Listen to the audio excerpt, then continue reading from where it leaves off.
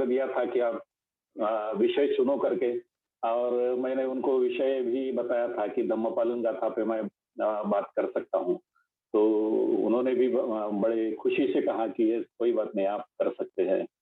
तो इसकी शुरुआत हम करेंगे अभी। तो इसकी जो शुरुआत है, विषय की शुरुआत जो है, मैं बाबा साहब अम्बेडकर ने एक छोटी पुस्तिका लिखी थी। ये कहने के बजाय मैं ये कहूँगा कि महाबोधि सोसाइटी को उन्होंने एक लेख लिखा था, भगवान बुद्ध और उनके धम्म का भवितव्य। तो उनकी कुछ पंक्तियाँ मैं पढ़कर इस मेरे प्रवचन की मैं शुरुआत करना चाहता हूँ। तो बाबा साहब ने बुद्ध धर्म के प्रचार और प्रसार के लिए 3 ज़रूरी कदम उठाने के लिए कहा था, और उसके संदर्भ में बाबा साहब कुछ बात करते हैं इस लेख में। बाबा साहब कहते हैं कि बौद्ध धम्म के लिए एक बाइबल जैसी किताब का निर्माण करना, यह सर्वप्रथम आवश्यक है। बौद्ध वाङ्मय अति विशाल है। जो व्यक्ति बौद्ध धम्म का सार जानना चाहता है, उससे इस वाङ्मय समुद्र को पार करने की आशा रखना असंभव है। बुद्ध धम्म की तुलना में अन्य धर्मों में अधिक लाभ पहुंचाने वाली बात यह है कि उनकी अपनी ऐसी एक ही धर्म पुस्तक है कि कोई भी उसे सहजता से अपने साथ रख सकता है और जी चाहे तब पढ़ सकता है। यह बहुत ही सुविधाजनक बात होती है।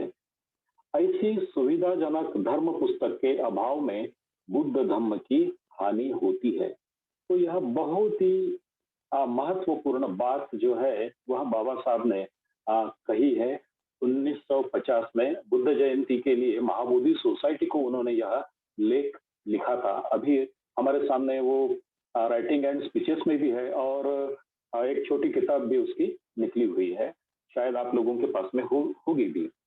तो बाबा साहब यहाँ पर ये कहते हैं कि यह जो बुद्ध धर्म का वाङ्मय है, ये समुंदर जैसा है, और इसे हम भी जानते हैं।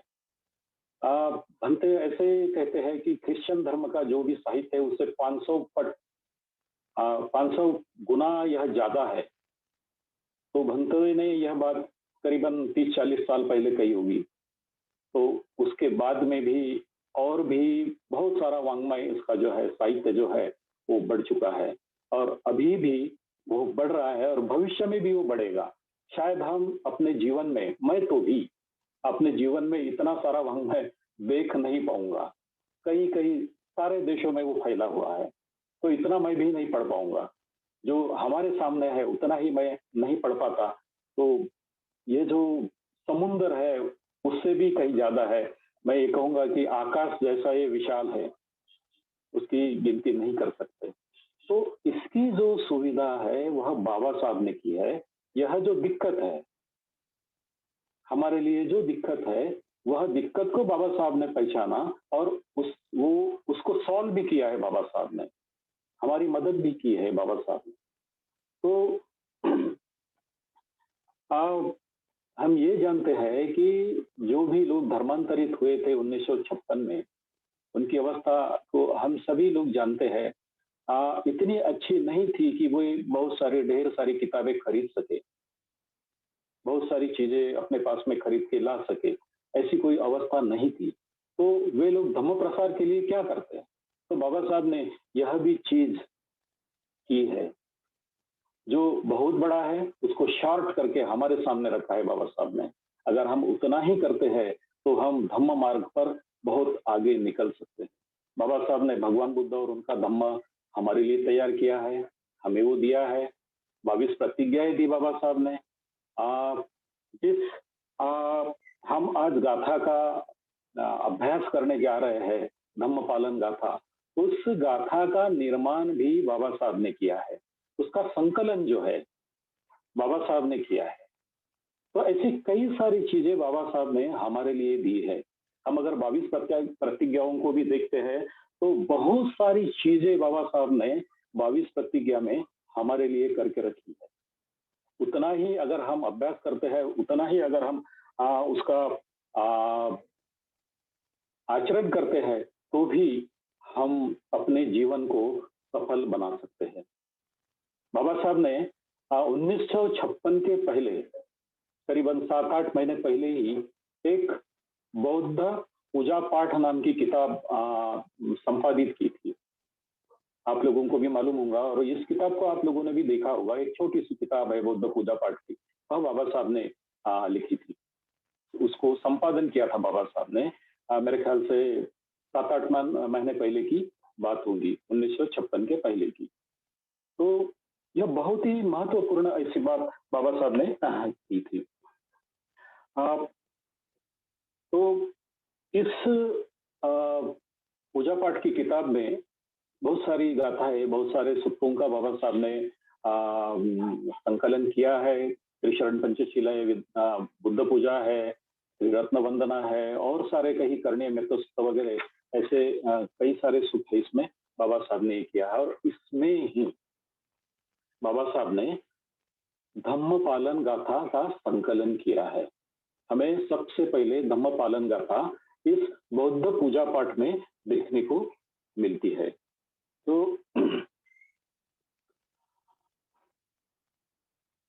इस बौद्ध पूजा पाठ में बाबा साहब ने केवल धम्मपालन गाथा छोड़कर बाकी के जो सूक्त है बौद्ध धर्म के अनेक अलग अलग जो भी ग्रंथ है उन ग्रंथों से वह संकलित की है। केवल धम्मपालन गाथा जो है वह खुद बाबा साहब ने धम्मपद से उसका संकलन किया है और धम्मपद से ही बाबा साहब ने इसको लिया है। हम जानते हैं धम्मपद एक बहुत ही प्रसिद्ध ऐसा ग्रंथ है जो त्रिपिटक का हिस्सा है। हाँ? सुत्त पिटक, विनय पिटक और अभिधम्म पिटक। तो इसमें से जो सुत्त पिटक है, सुत्त पिटक में 5 प्रकार के निकाय है। खुद्दक निकाय है, अंगुत्तर निकाय है, संयुक्त निकाय है, मध्यम निकाय है। तो इसमें से जो खुद्दक निकाय है, खुद्दक निकाय में धम्मपद आता है। धम्मपद जो है वह खुद्दक निकाय का हिस्सा है। तो खुद्दक निकाय से जो धम्मपद है तो इस धम्मपद से जो ये भी बहुत बड़ा ऐसा एक ग्रंथ है जिसकी 423 ऐसी गाथाएं हैं उसमें। 423 गाथा का संकलन है उसमें और उसमें 26 वर्ग है, 26 वर्ग उसमें है। तो 26 वर्ग की 423 ऐसी गाथाएं हैं। तो उसमें से केवल 3 वर्गों में से बाबा साहब ने 3 गाथाएं चुनी है धम्मपालन गाथा के लिए। एक बुद्ध वग्गो है, एक लोक वग्गो है और एक धम्मट्ट वग्गो है। तो इनमें से 3 गाथाएं केवल बाबा साहब ने चुनी है। और हम अगर बौद्ध पूजा पाठ में देखते हैं तो यह 3 ही गाथाएं धम्मपालन गाथा में है। और उसके बाद में जो बाकी की जो 3 गाथाएं हैं वो उसमें जोड़ी गई है। तो ये भी बहुत ही महत्वपूर्ण ऐसी गाथा है उसमें जोड़ी गई है। बहुत ही अर्थपूर्ण ऐसी गाथा है हमारे शरण गमन के लिए, हमारे बौद्ध बनने के लिए या जीवन जीने के लिए। तो इस धम्मपालन गाथा को बहुत बार आखिरी वंदना कहते हैं, लास्ट वंदना कहते हैं या समाप्ति की वंदना भी कहते हैं या समापन की वंदना भी इसको कहते हैं। अलग अलग जगह इसके अलग अलग नाम भी हमें देखने को मिलते हैं। तो यह वंदना अभी हम जानते हैं सभी, हम अपने अपने कार्यक्रम में या सेंटर पे या कहीं भी रहते हैं तो इस गाथा को हम किसी भी कार्यक्रम के आखिरी में उसका पठन करते हैं। कार्यक्रम के पहले हम उसका पठन नहीं करते हैं तो आखिरी में इसका पठन करते हैं। और यह भी बहुत ही बड़ी रोचक ऐसी बात है, हम इसका आखिरी में पठन क्यों करते हैं, ठीक है? तो जैसे ही आभार प्रदर्शन होता है, कोई सूचनाएं रहती है, वो होती है, तो उसके बाद में धम्मपालन गाथा हो गई कि हम यह समझते हैं कि हमारा कार्यक्रम यहाँ पे समाप्त हो गया। इसके बाद में कोई भी कार्यक्रम हमारे लिए बचा नहीं है। तो भाई और बहनों, यहाँ पर केवल कार्यक्रम खत्म होता है। जो भी कार्यक्रम रहता है, फिर कोई प्रवचन हो, कोई शिविर हो या कोई पूजा हो, घर में पूजा हो या कहीं भी हो, तो वह कार्यक्रम वहाँ पे केवल कार्यक्रम खत्म होता है। इसका मतलब धम्मपालन गाथा का हम आखिरी में जो कहते हैं, उसका पठन करते हैं, तो उसका मतलब ये है कि हमें केवल कार्यक्रम खत्म करना है, हमारा जो धम्म आचरण है, उसे खत्म नहीं करना है। हमारा धम्माचरण यहाँ पर खत्म नहीं होता है। तो हमें धम्म का जो आचरण है, इसके बाद भी करते रहना है। हर समय के लिए करते रहना है, केवल प्रासंगिक नहीं, समय-समय पर नहीं। तो दिन के जो 24 घंटे हैं, उन 24 घंटे हमने धम्म को याद रखना है। हुँ? तो इस तरह से उसका पालन करना है, धम्म को याद रखना है, स्मृति में रखना है कि मुझे धम्म पालन गाथा हो या जो भी चीज़ें सुनी हैं, उनका मुझे पालन करना है। इस बात को याद रखना है और उसके लिए इस गाथा का पठन कार्यक्रम के किसी भी कार्यक्रम के आखिरी में किया जाता है। अभी कहीं-कहीं मैं कार्यक्रम में देखता हूँ हमारे नागपुर की तरफ भी वगैरह, तो समझो लोग पूजा वगैरह कहते हैं तो धम्मपालन गाथा की एक ही गाथा बोलते हैं। केवल पहली जो गाथा है, उसी गाथा को लोग कहते हैं और उसके बाद में धम्मपालन गाथा के जो बाकी के जो हिस्से हैं, उसका पठन नहीं होता है। केवल सब्ब पापस्य करणं कुशलस्य उपसंपदा सचित पर्योदपनं एतं बुद्धानुशासनं साधु साधु हो जाता है और वह पूजा वहां पे खत्म हो जाती है। हुँ? तो ऐसा नहीं करना चाहिए क्योंकि इसका संकलन जो है बाबा साहब ने किया है। तो जो बाबा साहब ने हमें दिया है उसको पूरी तरह से काया वाणी और मन से उसको कहना है हमें, पूरी गाथा हमें कहना है। तो इस बात को हमारी पूजा के कार्यक्रम में हमें याद रखना पड़ेगा, इसकी जागृति हमें रखनी होगी। अ, यह और एक बात मैं कहना चाहूँगा कि बाबा साहब जो है, एक हम जानते हैं कि बाबा साहब का अभ्यास जो कैसा था, इस बात को हम जानते हैं। ढेरों सारी किताबें, ग्रंथ दुनिया में जो भी दुर्मिळ ऐसे ग्रंथ थे, वो बाबा साहब के पास में थे। बहुत सारी पढ़ाई और बहुत सारी चीज़ें बाबा साहब ने की है, पर उतने ही बाबा साहब श्रद्धावान भी थे। बाबा साहब उतने ही श्रद्धावान थे। इस धम्मपालन गाथा का बाबा साहब ने जो संकलन किया है, इसके ऊपर से ही हमें दिखता है कि बाबा साहब की श्रद्धा कितनी होगी। बाबा साहब ने भगवान बुद्ध का एक चित्र भी खुद के हाथों से निकाला है। खुद के हाथों से। दूसरी एक जो बात है, बाबा साहब ने महाराष्ट्र में नासिक है, वहाँ पर एक त्रिरश्मि लेनी करके है। वहाँ पर बाबा साहब गए थे और उनके साथ में भी कुछ लोग थे। तो उस लेनी में जाकर जहाँ पर भिक्षु लोग, पहले के भिक्षु लोग ध्यान साधना करते थे, वहाँ पर जाके बैठ गए। तो बाबा साहब ने उनको वहाँ से उठाया और उन लोगों को यह कहा कि वहाँ पर मत बैठिए। वहाँ पर जिन्होंने अपनी ऊँची मानसिक अवस्था प्राप्त की है, ऐसे लोगों ने वहाँ पर ध्यान साधना की है, उनके जगह बैठने का हमें अधिकार नहीं है। तो वहाँ पर कृपया मत बैठिए। तो यह जो बातें हैं, यह बाबा साहब की ऊँची श्रद्धा को बुद्ध धम्म और संघ के प्रति जो ऊँची श्रद्धा है, ऊँचे कोटि की जो श्रद्धा है, इस श्रद्धा को ये बातें दर्शाती है। तो भाई और बहनों, ये बहुत ही ऐसी एक रोचक जो बात है, यह जब मैं चिंतन कर रहा था बाबा साहब के भी बारे में और धम्मपालन गाथा के बारे में, तो मुझे लगा कि यह बातें वाक़ई कितनी अच्छी है। मैं अगर समझो कुछ पोस्ट ग्रेजुएट करता हूँ, डॉक्टरेट करता हूँ, तो पूजा करने का नाम नहीं लेता या मैं श्रद्धा के बारे में भी ये करता हूँ। बहुत सारे लोग हमें ऐसे देखने को मिलते हैं कि जो ये जो श्रद्धा की बात आती है बुद्ध धम्म और संघ के प्रति, तो वह बात लोगों में दिखाई नहीं देती है। अ, खैर कोई बात नहीं, अपनी-अपनी श्रद्धा की वो बात है। और बाबा साहब ने जो हमारे लिए दिया है, उस बात का अ मैं ये कहूँगा कि बाबा साहब का हमारे जीवन पर पूरा अधिकार है, पूरा अधिकार है। जो भी हमने प्राप्त किया है, वो सब बाबा साहब का है, ठीक है? तो बाबा साहब की किसी भी बात को हम टाल नहीं सकते हैं। हुँ? तो यह बड़ी एक श्रद्धा की बात है।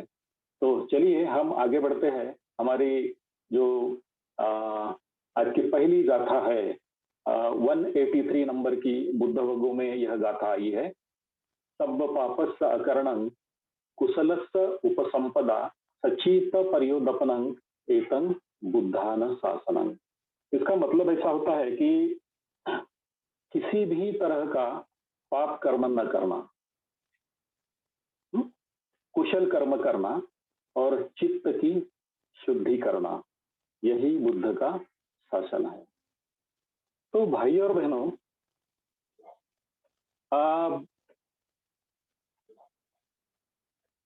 यह जो धम्मपद में यह जो गाथाएं आई है 423, तो हर गाथा के पीछे कुछ ना कुछ वजह है। भगवान बुद्ध ने इस गाथा को, इन गाथाओं को किसी ना किसी प्रसंग के अनुरूप कहा है, डायरेक्ट नहीं बताई गई है। कुछ ना कुछ तो भी घटना घटी है और उस घटना को लेकर उसको इंडिकेट करते हुए या कुछ उसमें से जो शिक्षा है वह इसमें भगवान बुद्ध ने दी है। तो यह जो गाथा आई है 183 नंबर की, इसके पीछे भी एक कारण है। उस कारण को हम पहले देखते हैं और उसके बाद में हम गाथा के अर्थ को और उसके मतलब को हम देखने की कोशिश करेंगे। उस वक्त भगवान बुद्ध जो है उनका वास जो है वह श्रावस्ती के जेतवन में था और जेतवन में भगवान बुद्ध के साथ में बहुत सारे भिक्खु भी थे, वहां पर आनंद भी थे। और जब आनंद ने आ, कुछ सोचा, वो चिंतन कर रहे थे, तो चिंतन से आनंद के मन में एक शंका उत्पन्न हुई। अभी हमारे मन में भी शंकाएं उत्पन्न होती है, पर बेवजह की शंकाएं उत्पन्न नहीं होनी चाहिए, शंका भी वाजबी होनी चाहिए, नहीं क्या? तो ऐसी ही एक बहुत ही वाजबी स्वरूप की शंका आनंद के मन में उत्पन्न हुई। शंका क्या थी कि आनंद ने सोचा कि भगवान बुद्ध ने उनके पहले जो भी बुद्ध हो चुके हैं, जितने भी बुद्ध हो चुके हैं, उनके बारे में बताया है। उनके जो माता पिता है उनके बारे में बताया है, उनकी जो शिष्यगण है, श्रावक गण है, उनके बारे में बताया है। ये सारी चीजें भगवान बुद्ध ने हम लोगों को बताई है, पर भगवान बुद्ध ने एक बात नहीं बताई। तो वह बात को क्लियर करने के लिए आनंद शाम के समय भगवान बुद्ध के तरफ चले गए और वह जो शंका थी उपोषद के बारे में थी। उपोषद के बारे में भगवान बुद्ध ने नहीं बताया, ऐसी शंका आनंद के मन में आ गई। वो भगवान बुद्ध के पास में गए, प्रणाम किया और फिर भगवान बुद्ध को पूछा कि भगवान, आपने हम लोगों को आपके पहले के जितने भी बुद्ध हो चुके हैं उन बुद्धों के बारे में बताया है। उनके जो शिष्यगण थे, श्रावक गण थे, उनके बारे में आपने हमें बताया है, पर आपने हमें इस उपोषद के बारे में नहीं बताया। तो क्या आपने जो उपोषद हमें बताया है,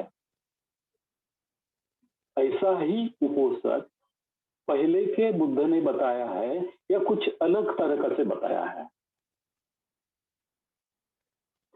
शंका बहुत ही अच्छी थी, भगवान बुद्ध को पूछा उन्होंने। तब भगवान बुद्ध ने उत्तर दिया कि आनंद, मेरे पहले जितने भी बुद्ध हो चुके हैं उन बुद्धों की जो शिक्षा है और मैं जो आप लोगों को शिक्षा दे रहा हूं, पढ़ा रहा हूं, वह सभी एक है। किसी भी बुद्ध की जो शिक्षा है अलग नहीं है। उपोसत भी एक तरीका है, एक जैसा है, वह भी अलग नहीं है। तो सभी बुद्धों की जो शिक्षा है एक सरी की है। किसी ने ज्यादा शिक्षा दी या किसी ने कम शिक्षा दी या अलग दी, ऐसा नहीं है। सभी बुद्धों की शिक्षा एक सरी की है। सरी सभी का उपोसत एक सरी का है, और उस उपोसत के परिणाम जो है वह परिणाम भी एक सरी के है। मेरे पहले जो बुद्ध हुए हैं, तो उनके भी जो शिष्य है, श्रावक है, वे भी अनंत हो चुके हैं, वो भी श्रोतापन्न हो चुके हैं, वे भी अनागामी और ये हो चुके हैं। और आज भी जो शिक्षा मैं दे रहा हूँ, तो उससे भी लोग अरहंत हो रहे हैं, क्रोधागामी हो रहे हैं, अनागामी हो रहे हैं, श्रोतापन्न हो रहे हैं। तो उनके जो परिणाम है, सभी बुद्धों की शिक्षा का जो परिणाम है, वो एक तरीका है, वह अलग नहीं है। तो ये जो उपोषद शब्द शब्द आया है, तो अभी भी उपोषद लोग करते हैं, पहले भी करते थे, भिक्षु भी करते हैं, गृहस्थी भी करते हैं, जिसमें पूरा दिन उपवास करना पड़ता है और 8 शिलों का पालन करना पड़ता है उसमें। तो इस तरह का जो उपोषद है वह लोग करते हैं। तो खैर इसमें हम इसको नहीं देखेंगे, पर हम आगे बढ़ना चाहेंगे। तो जब आनंद को भगवान बुद्ध ने यह उपोषद के बारे में बताया, तो बताने के बाद में भगवान बुद्ध ने 3 गाथाएँ कही। इसके साथ-साथ 3 गाथाएँ कही और 3 गाथाओं के माध्यम से क्या करना चाहिए और क्या नहीं करना चाहिए, यह बताया। तो उसमें से जो पहली गाथा है, जिसका आज हम अभ्यास करेंगे, और दूसरी जो गाथा है, उसे मैं पढ़ के सुनाता हूँ आप लोगों को।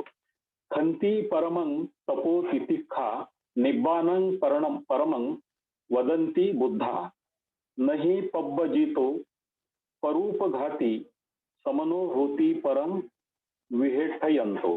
इसका मतलब ऐसा है कि सहनशीलता और क्षमाशीलता परम तप है।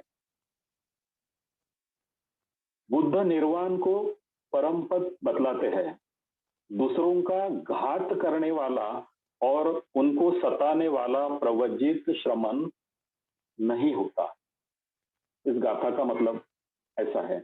और तीसरी जो गाथा 185 नंबर की है, 185 की, वह जो है अनूपवादो अनूपघातो पति मुखे च संवरो मत्तयुता च भक्तस्मिं पंतय्य शयनासन अधिचित्ते च आयोगो एतं बुद्धान शासनम।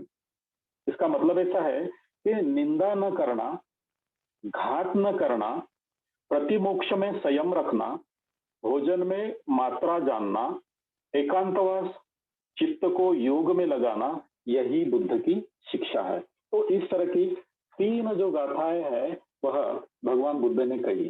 तो इन 3 गाथाओं में से बाबा साहब ने हमारे लिए केवल एक गाथा चुनी, जो पहली गाथा है, जिसको हम सब पापस्स करणं कुशलस्स उपसंपदा सचीता पर्योदपनं एतं बुद्धान शासनं, इस तरह से हम कहते हैं।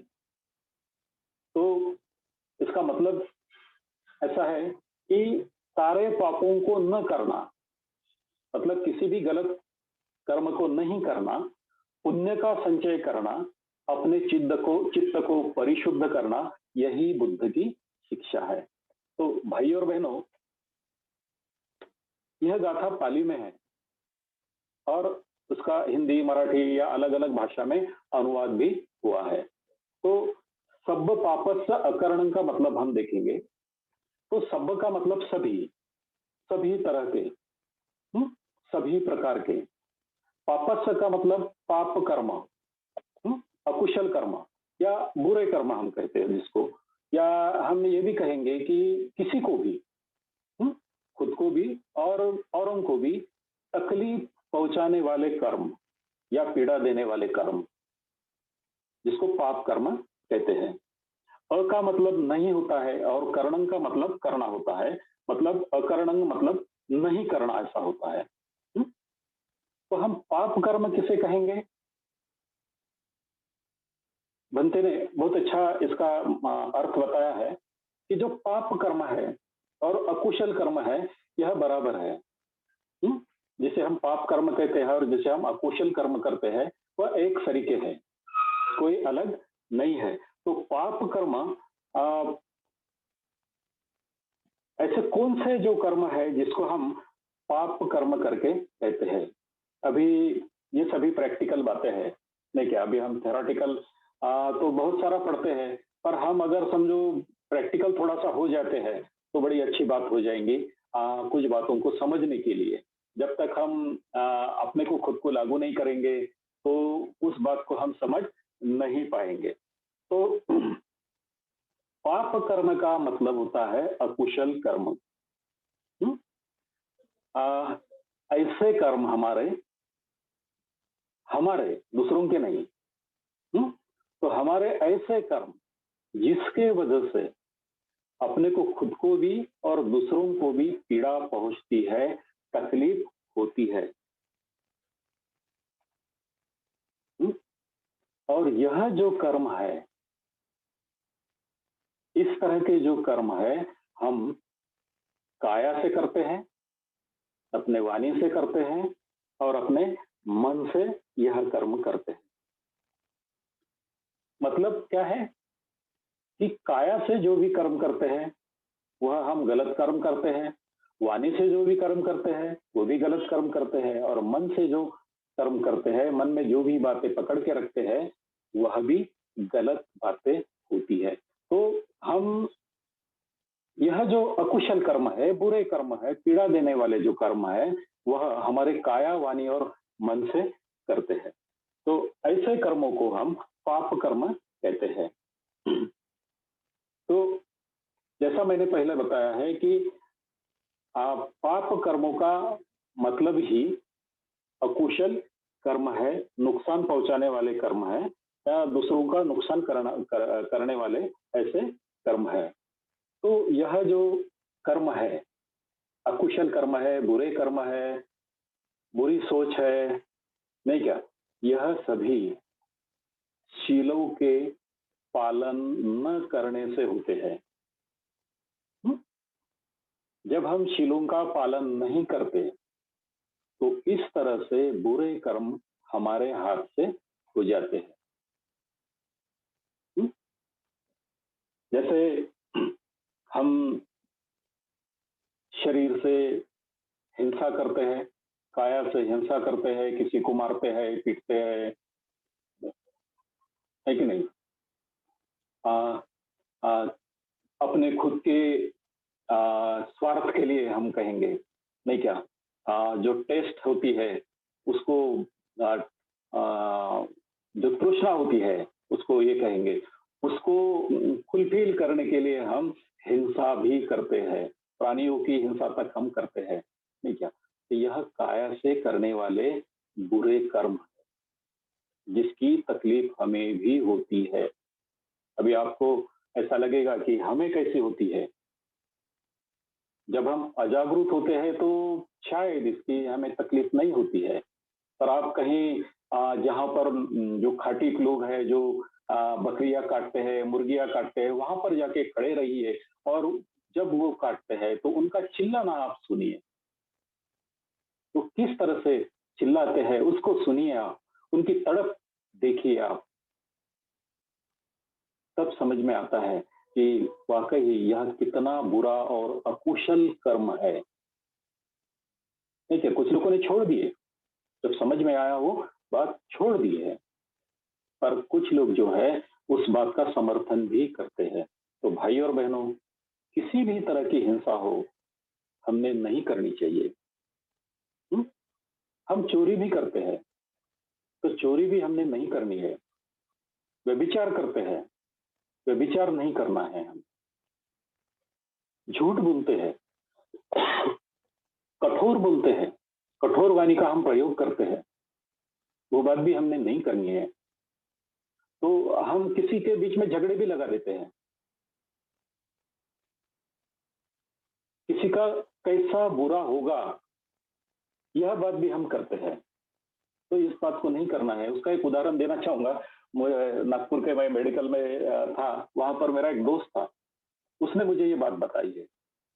अभी आप लोगों को भी ताज्जुब लगेगा, आप किसी बड़े आदमी को अगर मिलने जाते हैं, तो आपको अपॉइंटमेंट लेनी पड़ती है उसकी मिलने के लिए, नहीं क्या? क्योंकि उनके पीछे बहुत सारे काम रहते हैं। पर उस मेरे दोस्त ने मुझे क्या बताया कि मेरा ससुरा है बोले, ससुर है, फादर इन लॉ। तो लोग उनकी अपॉइंटमेंट लेते हैं।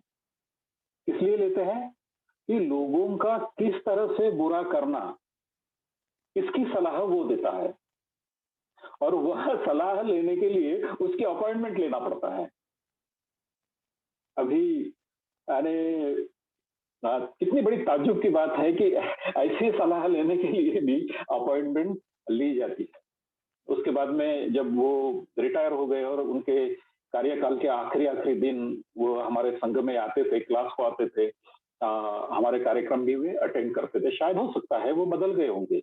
जब भी वो अपने खुद के संपर्क में आए तो उनके अकुशल कर्मों का उनको शायद पता चला होगा और वे फिर हमारे तक आए। तो इस तरह की बातें भी होती है। अ, झगड़े लगाते हैं, कई सारे जो गलत काम है हम मन से करते हैं, कई सारे। किसी का द्वेष करते हैं, तृष्णा से काम करते हैं, बहुत सारे चीज़ों की हमें तृष्णा होती है, खाने की तृष्णा होती है। हुँ? बहुत सारे। अभी इसी गाथा में जो तीसरी गाथा है उसमें भोजन की मात्रा का ध्यान रखना ऐसा एक शब्द आया है, नहीं क्या? उपोषित के लिए बताया है कि भोजन की मात्रा का ध्यान रखना। हम नहीं रख पाते, हम उसे नहीं रख पाते ताकि क्योंकि जितना भी हम खाते हैं उतना हमारे शरीर को आवश्यक नहीं होता है। फिर भी हम तृष्णा की वजह से उसे उसका अ, सेवन करते हैं, तिरस्कार करते हैं, भेद करते हैं। कई सारे प्रकार के अकुशल कर्म हम करते रहते हैं। शायद हमें उसका उसकी जागृति नहीं होगी, तो यह सारे हम करते रहते हैं और यह सारा जो है अज्ञान के कारण हम करते हैं। हुँ? यह सभी जो कुशल कर्म है, सभी जो बुरे कर्म है, ये सभी के सभी बुरे कर्म अज्ञान के वश हम करते रहते हैं और अज्ञान में ही हम विहार भी करते हैं। तो इस तरह से कई अकुशल कर्म हम करते हैं, नहीं क्या? और कई सारे पाप कर्म जिसको बोला गया है तो वही वे हम करते रहते हैं। तो भाइयों और बहनों, इन पाप कर्मों का हम परिमार्जन करना चाहते हैं, तो लोग कहाँ जाते हैं? तीर्थ यात्रा पर चले जाते हैं, नहीं क्या? गंगा में डुबकी लगाते हैं, ताकि उनके जो पाप है, वो सभी के सभी नष्ट हो जाए, उसका परिमार्जन हो जाए। कुछ लोग अभी ये टीका नहीं है, जाने दो इस बात को मैं नहीं कहूँगा, पर ये बातें होती है, दान देते हैं, कुछ लोगों की मदद करते हैं, तो यह सारी बातें करते रहते हैं। पर किस लिए? ताकि उनका पाप नष्ट हो जाए और फिर वो दूसरे उसी तरह की दूसरी बातें करने के लिए खुले हो जाए। हुँ? तो जब हम ये करते हैं, तो जो हम पुण्य कर्म करना चाहते हैं, अच्छे कर्म करना चाहते हैं, तो वे अच्छे कर्म भी पाप कर्म में बदल जाते हैं। क्योंकि हमारा उद्देश्य जो होता है, वह उद्देश्य हमारा साफ नहीं होता, साफ नहीं होता। और जब हम अगर समझो इन पाप कर्मों का परिणाम अगर कम करना है, तो हमें शिलाचरण करना पड़ेगा। सिर्फ 5 शील हो या 10 शील हो या 250 शील हो, कितने भी शील हो या अष्टशील हो, जब तक हम शीलों का पालन नहीं करते, हमारे अकुशल कर्म, गलत कर्म कम नहीं हो सकते। उनके परिणाम जो है, वह भी कम नहीं हो सकते। कोई भी कर्म का परिणाम कम नहीं होगा, उसको तो हर एक को भुगतना ही है। अगर मैं गलत करूंगा, तो उसका परिणाम मुझे भुगतना ही पड़ेगा, नहीं क्या? पर उसको समझने के लिए उसको समझने के लिए हमें शिलाचरण करना ही पड़ेगा। जब हम शिलाचरण करते हैं, अपने कुशल कर्मों को बढ़ावा देते हैं, अच्छे कर्मों को बढ़ावा देते हैं, तब कहीं जाके हम अपने कर्मों से मुक्ति तो नहीं कहूँगा मैं, पर हम अपने कर्मों को समझते हैं और अ, हम आगे बढ़ते हैं, अपने आप को विकसित करते हैं एक तरह से, इस बात को मैं कहना चाहूँगा। तो भाइयों और बहनों, यह बात को अ, शील में या शिलाचरण में प्रशिक्षित होना ऐसा कहते हैं। हुँ? शिलाचरण करना कोई भी एकदम से शिलाचरण नहीं कर सकता है। चलो मैं आज 5 शील का पालन करूँगा ऐसा डिसाइड करता हूँ, तो मुझसे नहीं होगा ये। शायद कुछ लोगों से हो सकता है। पर इसके लिए हमें सराव करना पड़ेगा, प्रैक्टिस करनी पड़ेगी। छोटे से बात से हमें शुरुआत करनी पड़ेगी और उसको कंटिन्यू रखना पड़ेगा, उसमें सातत्य रखना पड़ेगा, तब जाके हम शीलों में अच्छी तरह से प्रशिक्षित होंगे। हुँ? तो ये जो पहला जो चरण है इसका सब्ब पापस्स अकरणं, यह जो है इसमें हमें शीलों में प्रशिक्षित का होना पड़ेगा। सारे जो अकुशल कर्म है, सारे जो पाप कर्म है, इनसे अगर हमें अलिप्त रहना है, तो हमें अपने आप को दूसरा काम देना पड़ेगा और वह है शिलाचरण हमें करना पड़ेगा। जैसे-जैसे हम शीलों में प्रशिक्षित होंगे, यह बात अपने आप हमारे अंदर में समा जाएगी, हमारे कर्म अच्छे हो जाएँगे। तो यह हो गया सब्ब पापस्स अकरणं। फिर दूसरी बात आती है कुशलस्स उपसंपदा।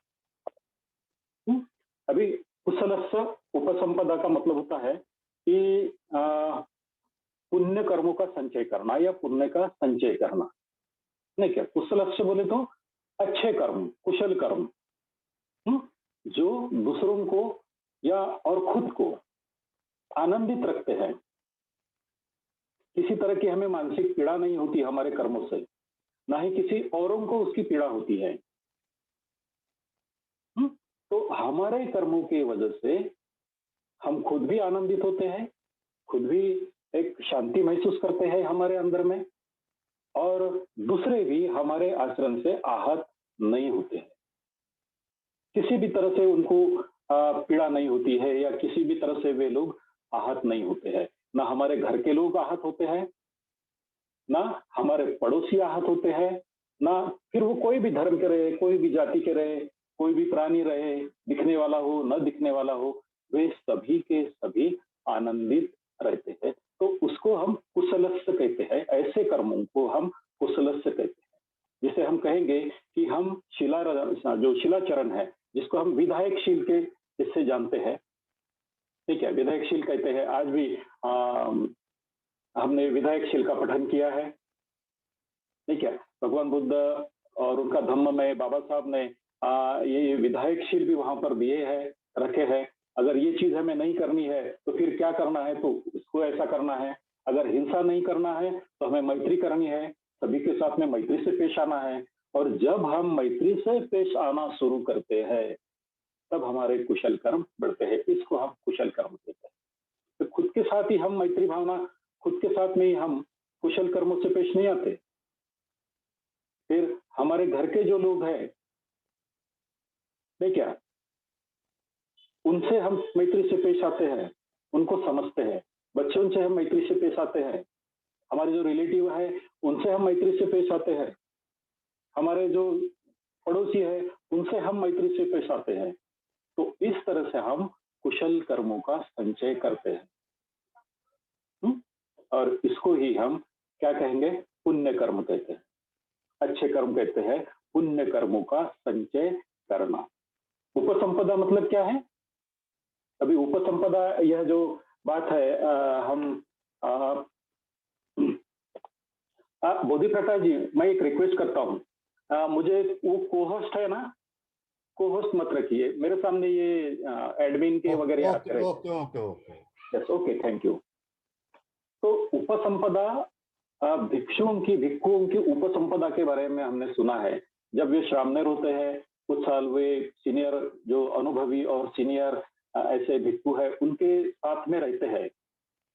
हुँ? और अपना आचरण करते हैं, अपने आप को विकसित करते हैं। हुँ? बाद में उनकी जब वो एक्नॉलेज होता है, उनका ये जो आचरण एक्नॉलेज होता है, तो फिर 5 भिक्षु मिलके उनकी उपसंपदा करते हैं, सोच-विचार करके। तो वे भी एक उपसंपदा है। हुँ?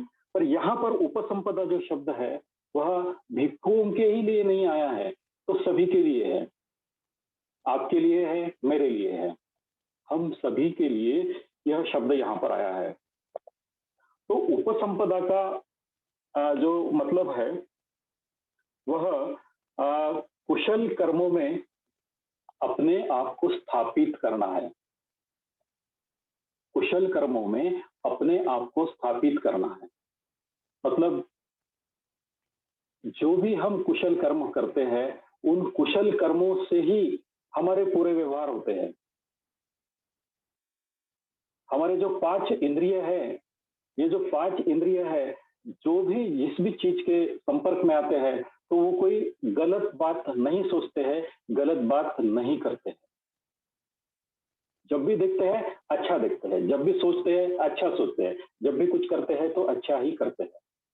किसी को तकलीफ नहीं देते हैं। हम एक तरह से यह कहेंगे कि धम्म जो है, हमारे सारे इससे धम्म बाहर आता है।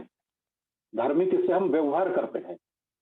अगर हम इस शब्द का इस्तेमाल हमने करना चाहिए कि व्यवहारिक जीवन में भी हमारे ऐसे धम्म ही बाहर आता है, धम्म से ही हम व्यवहार करते हैं। हुँ? तो इस तरह से कुशलस्य उपसंपदा है। कुशल का मतलब है प्रशिक्षित होना। हुँ? कुशल का मतलब प्रशिक्षित होना है, ट्रेन होना है। अच्छे कर्मों में ट्रेन होना है। प्रशिक्षित करना है, खुद को प्रशिक्षित करना है। खुद के लिए भी अच्छा कर्म करना है और दूसरों के लिए भी अच्छा कर्म करना है। तो यह कुशलस्य हो गया और इसे ही हम हितकारक कर्म भी कह सकते हैं।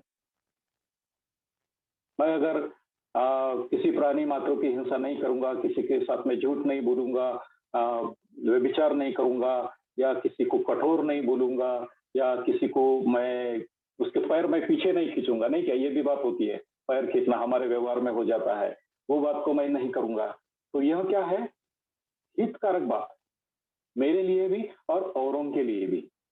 हुँ? तो यह जो हितकारक जो बात है, हितकारक जो कर्म है, इस कर्म को इस कर्म से या कुशल कर्मों से हम क्या करते हैं? अपने मन के मैल को दूर करते हैं। हुँ? इन कुशल कर्मों से अपने मन के मैल को दूर करते हैं। भाई और बहनों, हमारा मन जो है, वह मैला है। कैसे मैला है? अज्ञान से मैला हो चुका है, लोभ से मैला हो चुका है, द्वेष से मैला हो चुका है।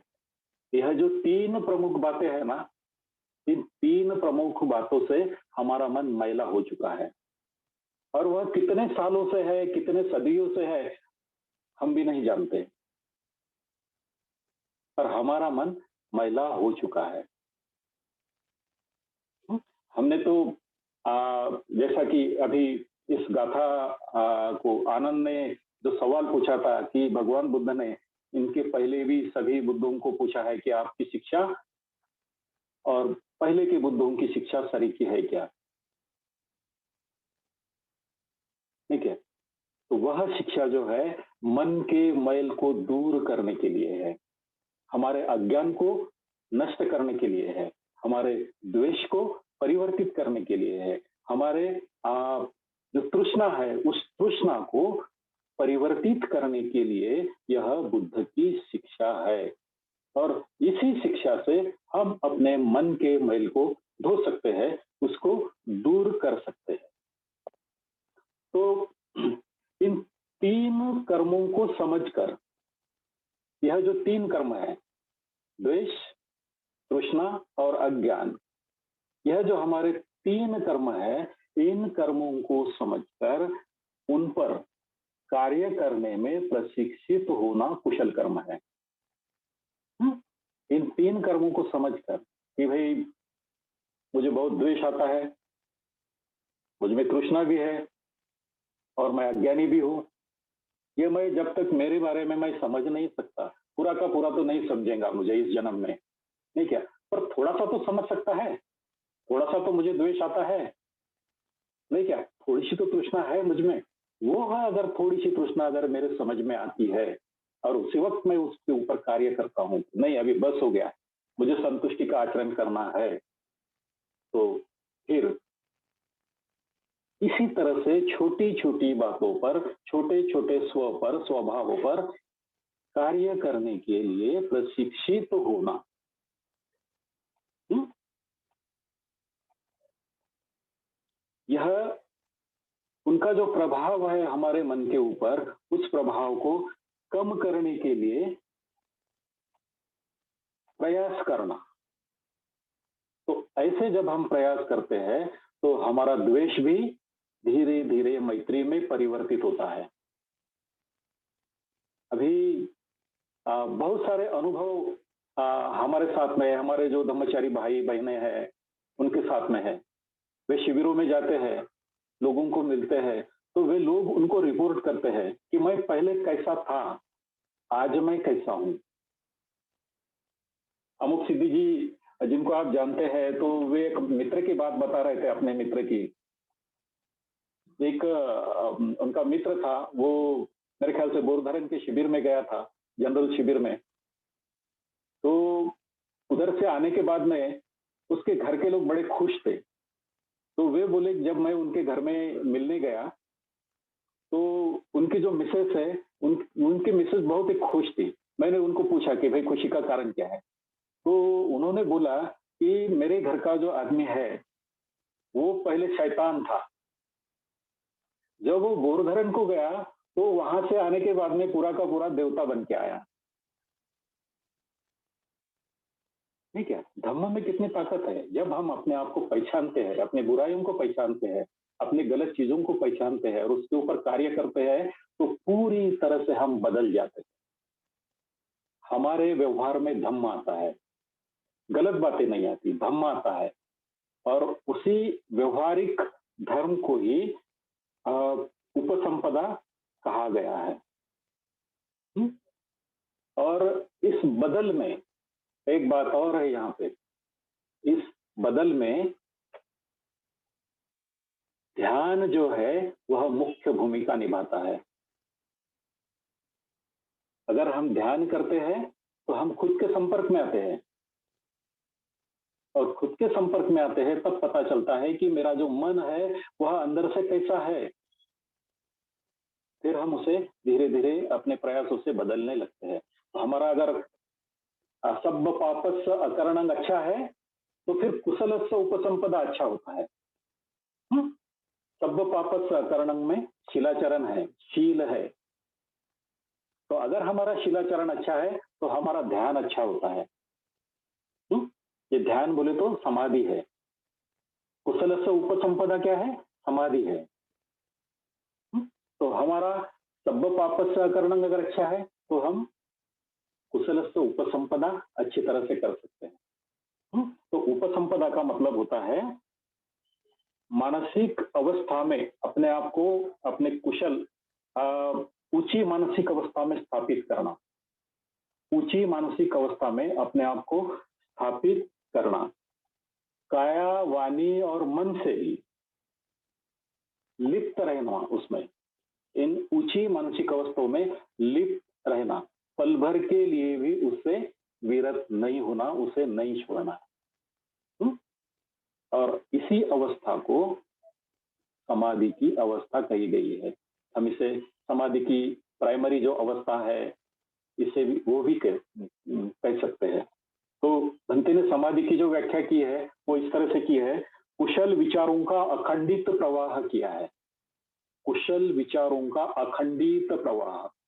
चाहे फिर आप सोते हो, खाना खाते हो या जागते हो या कोई कार्य करते हो, तो भी सभी टाइम, ऑल टाइम कुशार विचारों का अखंडित प्रवाह। खाना खाते वक्त अगर समझो सब्जी में थोड़ा सा नमक कम गिर गया, तो वहां पर आपकी कसौटी है। आपने समझना है कि गलती हो सकती है, कोई बात नहीं। एक दिन अगर मैं कम नमक वाला खाना खाऊंगा, तो क्या मेरा 1 किलो वजन कम हो जाएगा? नहीं, ऐसा नहीं है। तो समझना है उसे, इस बात को समझ के काम करेंगे। जब इस तरह से हम काम करते हैं, तो भाई और बहनों, हम कुशलस्य उपसंपदा अच्छी तरह से कर सकते हैं। तो उपसंपदा का मतलब जो है, जो भी धम्म है उस धम्म में विहार करना, धम्म आचरण की बातों में विहार करना, अपनी पूरी जो एक्टिविटीज है व्यवहारिक, इसमें भी धम्म के जैसी ही करना, वह उपसंपदा है। यह भिक्षुओं के लिए भी लागू है और हमारे लिए भी लागू है। सचित्त पर्योदपन आता है बाद में। तो सचित्त पर्योदपन का मतलब अपने चित्त को शुद्ध करना, निर्मल बनाना है। इसको ही परिशुद्ध कहते हैं। हमने कुशलस्य उपसंपदा में क्या किया है? अपने चित्त को ध्यान के माध्यम से शुद्ध किया है। ध्यान के माध्यम से क्या किया है? शुद्ध किया है।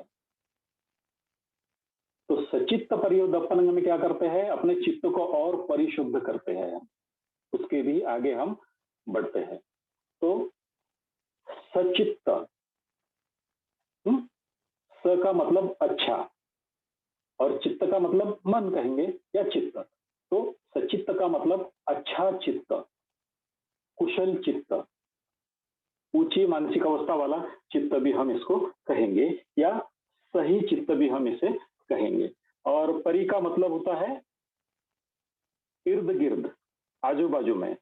यो का मतलब मूलता होता है, और दपनन का मतलब होता है नियंत्रित करना, अधिकार में करना।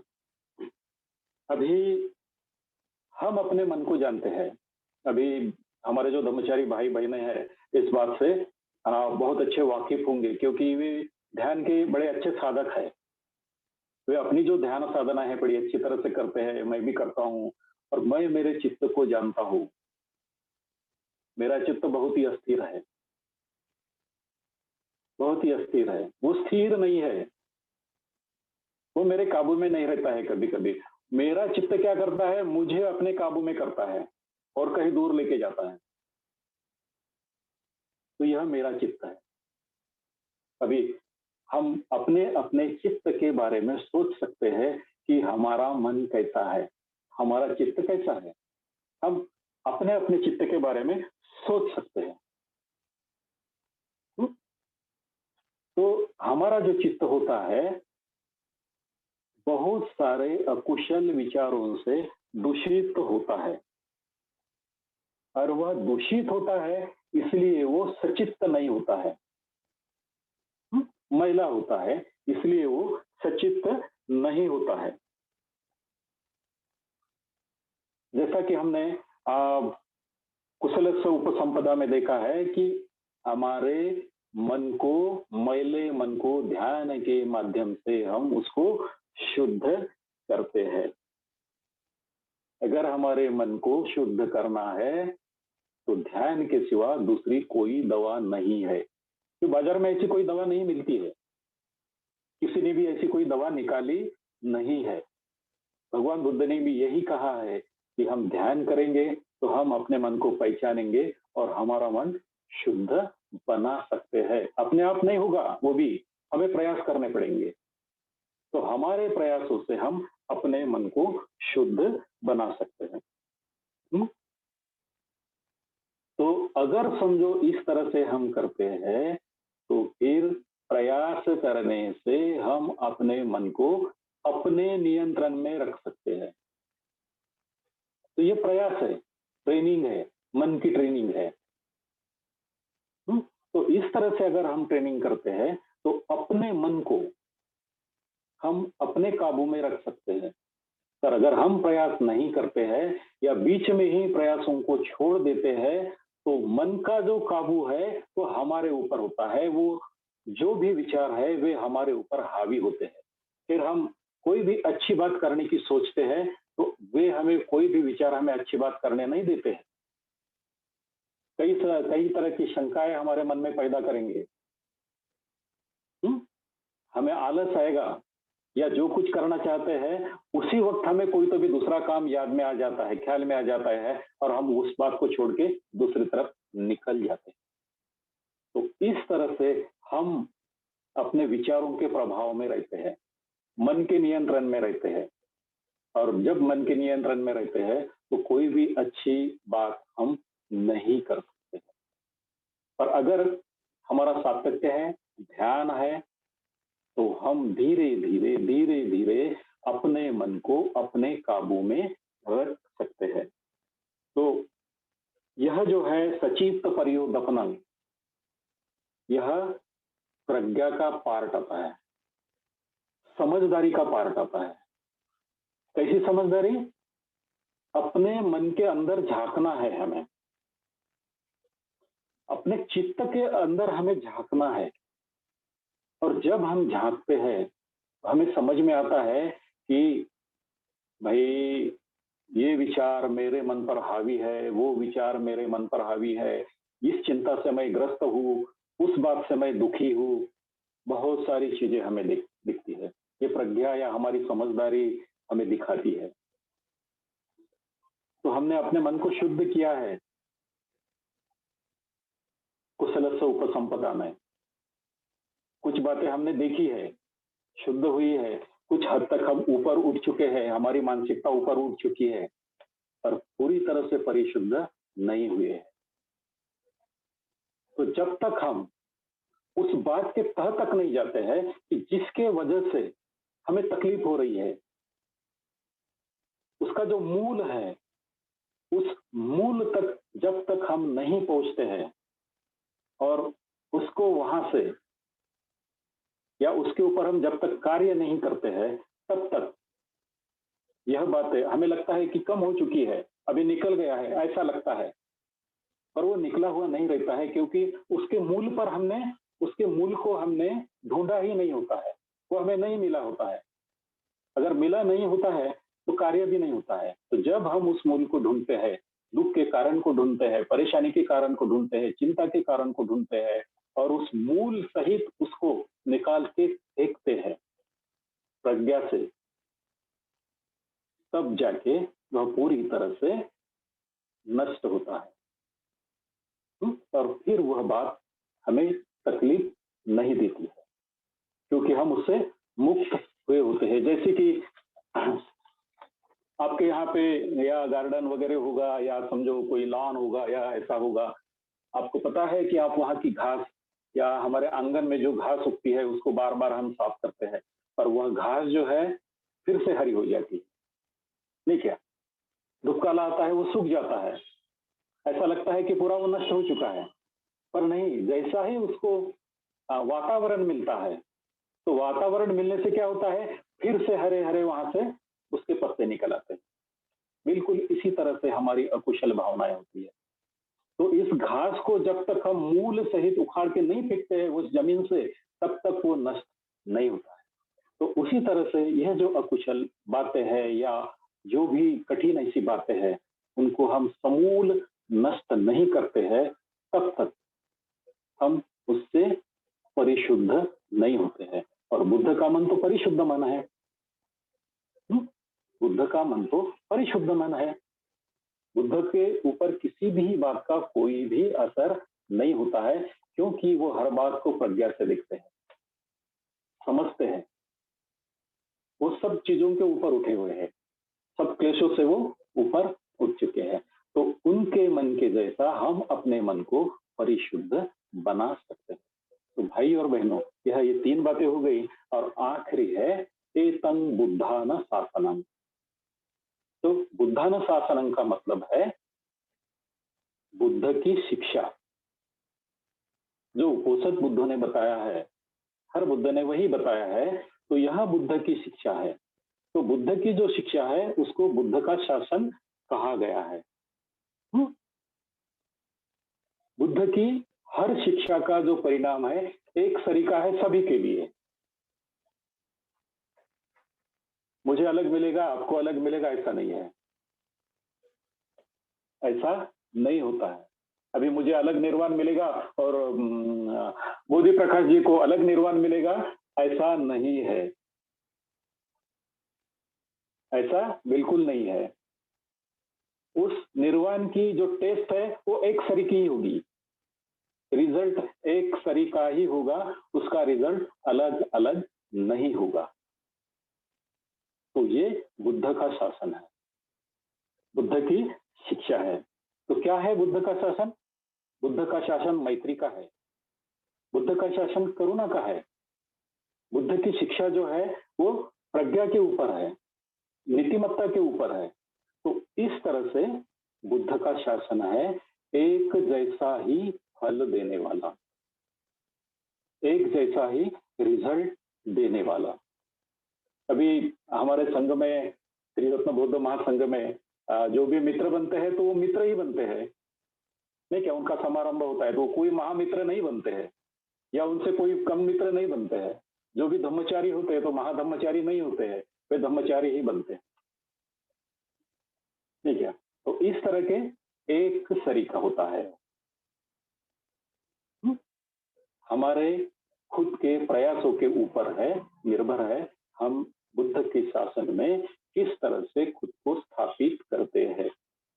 तो यह हो गया तब्ब पापस्य अकरणं कुशलस्य उपसंपदा सचित परियोदपनं एतं बुद्धाना शासनम। तो सारे तरह के जो पाप कर्म है, उन पाप कर्मों से अलिप्त रहना, कुशल कर्मों का या पुण्य कर्म का संचय करना, अपने मन को परिशुद्ध करना, यही बुद्ध का शासन है। तो भाई और बहनों, बहुत देर से आप लोगों ने मुझे सुना है। तो आप सभी लोगों का मैं पुण्यानुमोदन करता हूँ और आज के लिए मैं यही रुकता हूँ।